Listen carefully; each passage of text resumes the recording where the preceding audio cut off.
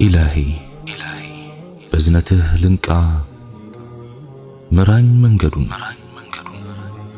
انداوك أسجلين ليازو جمل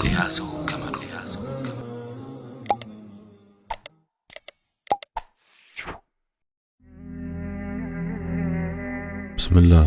اللهم لك الحمد كما ينبغي لجلال وجهك وعظيم سلطانك، والصلاة والسلام على حبيبنا رسول الله وعلى آله وصحبه ومواله. رب اشرح لي صدري ويسر لي أمري واحلل عقدة من لساني يفقه قولي. السلام عليكم ورحمة الله وبركاته. دعاء تقباينت انداغين انكفات كم يهونو نغروች መካከል ችኮላና ዱዓዬ ተቀባይነቱ ዘገየብኝ በማለት እያማረሩ ዱዓን መተው ነው።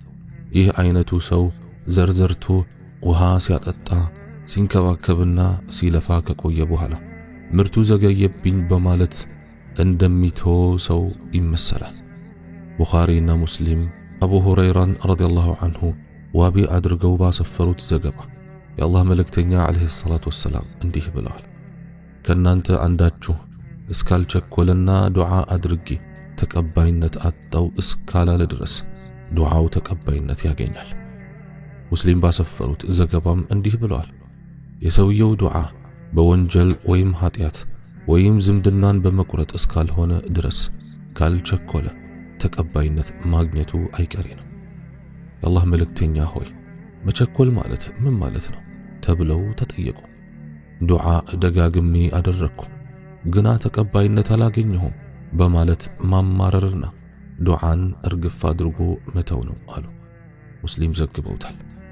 አነስ ረዲየላሁ ዐንሁ ባስተላለፉት ሌላ ዘገባ ሰውየው እስካልቸኮለ ድረስ በመልካም ሁኔታ ውስጥ ነው ብለዋል። የአላህ መልእክተኛ ሆይ ቸኮለ የሚባለው እንዴት ሲሆን ነው ተብለው ተጠየቁ። አምላኬን ደጋግሜ ብማጸነው መልስ አላገኘሁም ማለቱ ነው ሲሉ ተናገሩ። ዱዓ ተቀባይነት የሚያገኝባቸውን ወቅቶች አስመልክቶስ ምን የተባለ ነገር ይኖራል? የሌሊቱ የመጨረሻ ሰዓት፣ የአዛን ወቅት፣ በአዛንና በኢቃም መሃል ያለው ጊዜ፣ የግዴታ ሶላቶች ከተጠናቀቁ በኋላ በዕለተ ጁምዓ ኢማሙ ሚንበር ላይ ከወጣበት ጊዜ ሰዓት አንስቶ ሶላቱ እስኪጠናቀቅ ድረስ ፀሐይ ልትጠልቅ ስትል ናቸው። አንዳንድ ሰዎች የዱዓንና የቀደርን ጽንሰ ሐሳቦች በማምታታት አላህ አንድን ነገር ከወሰነብህ አንተ እንዲቀርልህ ለመንክም አልለመንክ ያ ነገር ይከሰትብሃል። አንድን ነገር ሊሰጥህ ከወሰነ ለመንከውም አልለመንከው ይሰጣል። ስለዚህ ዱዓ ማድረጉ ከንቱ ልፋት ነው ሲሉ ይደመጣሉ። ይህ አስተሳሰብ ከማህይምነት የመነጨና ጥመት ብቻ ሳይሆን እርስ በርሱ የሚጋጭም ነው። ሁሉንም አይነት ሰበቦች ውድቅ ወደ ማድረግ ይመራል። መጥገብን አላህ ከወሰነልህ በላህ አልበላህ ጠጣህ አልጠጣህ አይቀሬ ነው። ልጅ ለማግኘትም ጋብቻ መመስረትና ግንኙነት ማድረግ አይፈይድህም ወዘተ አይነት ድምዳሜ ይመራል። ከዚህ ትንሽ ሻል የሚሉት ደግሞ ዱዓ በራሱ ዒባዳ በመሆኑ ዱዓ ማድረግ ምንዳ ያስገኛል፣ ተጨባጭ ውጤት ግን የለውም ይላሉ። ከነዚህ ዘንድ አንድን ነገር ከማግኘት አንጻር ዱዓ ማድረግም አለማድረግም እኩል ነው። ዱዓ ከዝምታ የተለየ አይደለም። ከነዚህኞቹ ይበልጥ ሻል የሚሉት ደግሞ ዱዓ አንድ ጉዳይ የመፈጸሙ ምልክት ነው። አላህ የአንድን ሰው ጉዳይ ሊፈጽምለት ሲሻ ዱዓን ያገራለታል። ዱዓ ያደረገ ጉዳዩ ያለ ጥርጥር ተፈጽሞለታል። ይህም ልክ በክረምት ወራት ጥቁርና ቀዝቃዛ ደመና ስናይ ዝናብ የመዝነቡ ምልክት አድርገን እንደምንወስደው ማለት ነው። መልካም ሥራ ከምንዳ፣ ወንጀል ከቅጣት ጋር ያላቸው ግንኙነትም እንደዚሁ ነው። ምልክቶች እንጂ ምክንያቶች አይደሉም ባይ ናቸው። እንግዲህ እነዚህ የምክንያትና ውጤትን ትስስር የሚክዱ የአእምሮን አመክንዮ ወይም ሎጂክ አስተሳሰብንና ተፈጥሮን አስተባብሏል። እናም ትክክለኛው አስተሳሰብ ቀጥሎ ያለው ነው። ውጤት ከምክንያት ጋር የተሳሰረ ነው።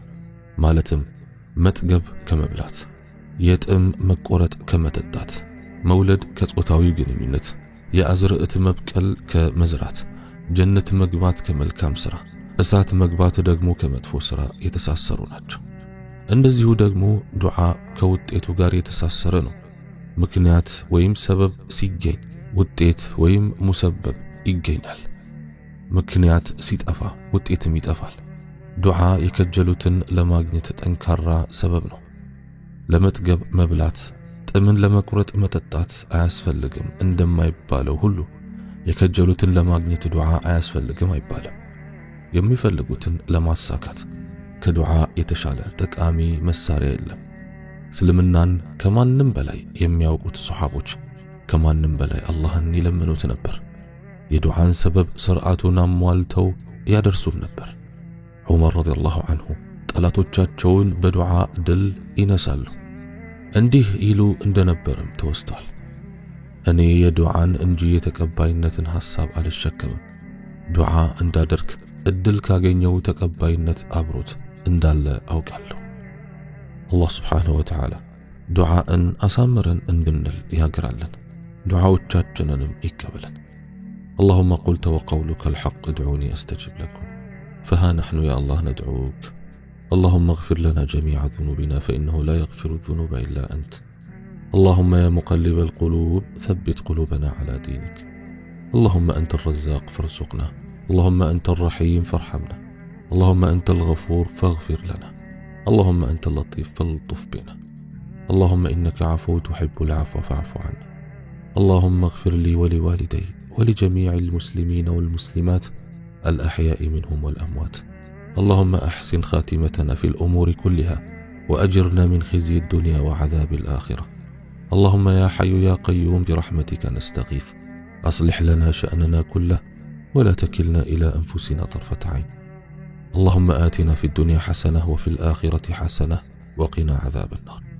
اللهم قلت وقولك الحق ادعوني أستجب لكم فها نحن يا الله ندعوك. اللهم اغفر لنا جميع ذنوبنا فإنه لا يغفر الذنوب إلا أنت. اللهم يا مقلب القلوب ثبت قلوبنا على دينك. اللهم أنت الرزاق فارزقنا. اللهم أنت الرحيم فارحمنا. اللهم أنت الغفور فاغفر لنا. اللهم أنت اللطيف فالطف بنا. اللهم إنك عفو تحب العفو فاعف عنا. اللهم اغفر لي ولوالدي ولجميع المسلمين والمسلمات الأحياء منهم والأموات. اللهم أحسن خاتمتنا في الأمور كلها وأجرنا من خزي الدنيا وعذاب الآخرة. اللهم يا حي يا قيوم برحمتك نستغيث، أصلح لنا شأننا كله ولا تكلنا إلى أنفسنا طرفة عين.